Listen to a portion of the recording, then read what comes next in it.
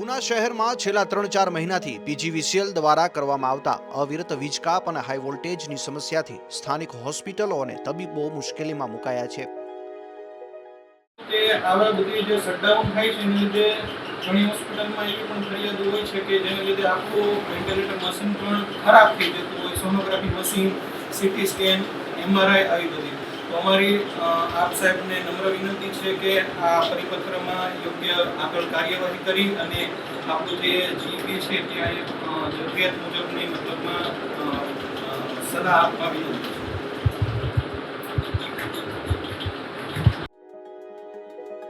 વારંવાર ગુલ થતી વીજળી અને હાઈ વોલ્ટેજના કારણે હોસ્પિટલના લાખો રૂપિયાના કિંમતી તબીબી ઉપકરણો બળી જતા ડોક્ટરોને મોટું આર્થિક નુકસાન વેઠવાનો વારો આવ્યો છે. આ ગંભીર પરિસ્થિતિમાં ક્રિટિકલ દર્દીઓની સારવાર જોખમાતી હોવાથી અને ડીઝલની અછત વચ્ચે જનરેટર ચલાવવામાં પડતી મુશ્કેલીને કારણે તબીબોમાં ભારે આક્રોશ જોવા મળી રહ્યો છે.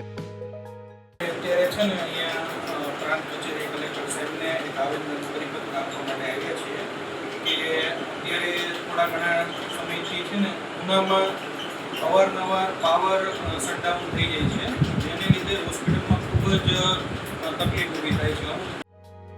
વીજ કંપનીની આ ઘોર બેદરકારી સામે આખરે ઉના દીવ આઈએમએના તબીબોએ મોરચો માંડીને પીજીવીસીએલના કાર્યપાલક ઇજનેરને આવેદનપત્ર આપી ઉગ્ર રજૂઆત કરી છે. ઉનાથી ફારૂક કાઝીનો રિપોર્ટ. હાલમાં ઉનામાં છેલ્લા 3-4 મહિનાથી પીજીવીસીએલ દ્વારા વારંવાર લાઇટ કાપ કરવામાં આવે છે. આખો દિવસ માટે લાઇટ હોતી નથી.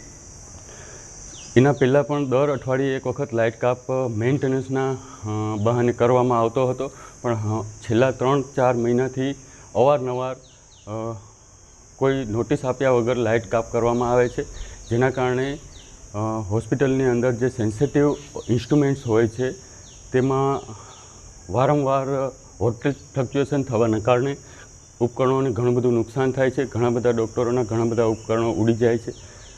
તેમજ જ્યારે ક્રિટિકલ પેશન્ટની સારવાર ચાલુ હોય એ દરમિયાન ઉપકરણો અચાનક બંધ થઈ જાય અને પછી ચાલુ ન થાય તો સારવારમાં પણ ઘણી તકલીફ પડે છે. માંગણી એ છે કે હોસ્પિટલ એરિયાની અંદર મિનિમમ કાપ મૂકવામાં આવે અને લાઇટનો ફ્લક્ચ્યુએશનનો બને એટલો કંટ્રોલ કરવામાં આવે. તેમજ હાલના સમયે જ્યારે પેટ્રોલ અને ડીઝલની ક્રાઇસિસ આખા દેશની અંદર ચાલુ હોય ત્યારે જનરેટર ચલાવવા માટે પેટ્રોલ અને ડીઝલ પણ મળતું ના હોય એવા સમયે ખાસ કરીને પીજીવીસીએલ એ જે એરિયાની અંદર હોસ્પિટલ્સ વધારે હોય એ એરિયામાં કાપ મૂકવામાં થોડું વિચારવું જોઈએ.